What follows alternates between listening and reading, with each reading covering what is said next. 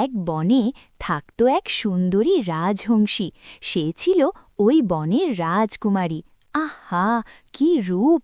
তার বিয়ে ঠিক হল দূরের এক বনের সিংহ রাজকুমারের সাথে। রাজহংসী একা তো আর যেতে পারে না, তাই সাথে নিল তার এক বন্ধু শিয়ালকে। শিয়াল কিন্তু খুব চালাক। পথে যেতে যেতে রাজহংসের খুব তেষ্টা পেল। সে বলল, শিয়াল বন্ধু, আমাকে একটু পানি এনে দাও না। শিয়াল তো মনে মনে দুষ্টু বুদ্ধি আটছিল। সে মুখ বাঁকিয়ে বলল, আমি পারব না, নিজে গিয়ে খেয়ে নাও। ইস, কি খারাপ! রাজহংসী বেচারি ভয় পেয়ে গেল। সে যেই পানি খেতে মাথা নিচু করল, অমনি শিয়াল তার রাজমুকুটটা কেড়ে নিল। ধপাস! শিয়াল ভয় দেখিয়ে বলল, আজ থেকে আমি হব রাজকুমারী, আর তুমি হবে আমার দাসী। খবরদার, কাউকে যদি কিছু বলো তবে কিন্তু আস্ত গিলে ফেলব। হৌ হৌ হৌ! রাজহংসী ভয়ে কাঁদতে কাঁদতে রাজি হল। তারা সিংহমামার প্রাসাদে পৌঁছল। ওমা, সবাই ভাবল এই শিয়ালটাই বোধহয় রাজকুমারী। কি অদ্ভুত! আর আসল রাজহংসীকে কাজ দেওয়া হল পুকুরে হাঁস পাহারা দেওয়ার। পুকুর পাড়ে একটা ছোট্ট খরগোশ ছিল। সে সব লুকিয়ে দেখছিল। হিহি, মিটিমিটি।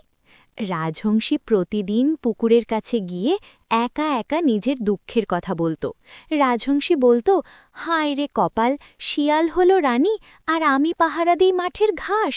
আহারে! এক্সাইটেডলি খরগোশটা দৌড়ে গিয়ে সিংহরাজাকে সব বলে দিল।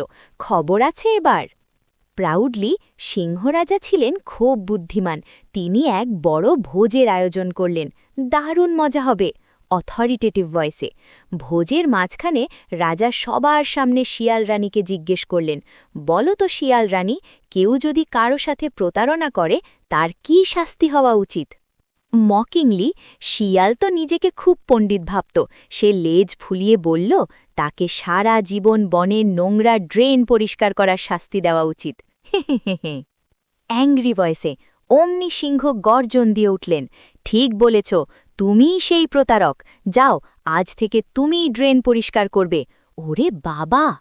চিয়ারফুলি তখন আসল রাজহংসীকে রাজমুকুট পরিয়ে দেওয়া হল। সে ডানা মেলে নাচতে লাগল। কি আনন্দ!